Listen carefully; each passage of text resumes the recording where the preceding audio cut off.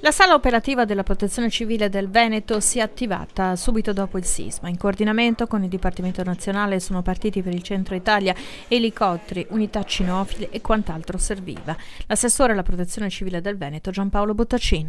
Ci sono stati chiesti in prima battuta unità cinofile del soccorso alpino e elicotteri, sono stati inviati 2 elicotteri, quello della Protezione Civile regionale e un elicottero sanitario che sono sul posto e stanno intervenendo insieme a unità cinofile del soccorso alpino e della Protezione Civile.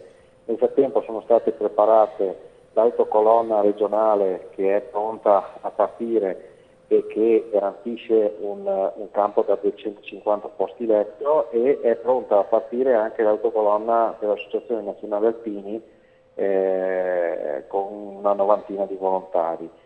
Oltre a questo ci sono diverse associazioni sanitarie che sono anche loro pronte a partire con ambulanze. Ma in questa situazione ci hanno chiesto elicotteri perché molte vie d'accesso sono ostruite da frane o da crolli, e quindi con l'elicottero si arriva più facilmente, e sono state chieste unità cinofile per la ricerca persone. Alcune le abbiamo mandate, alcune sono pronte a partire. Abbiamo anche delle squadre che sono attrezzate con i geofoni, sono degli strumenti appunto per sentire se ci sono dei rumori sotto le macerie, anche queste pronte e disponibili a partire.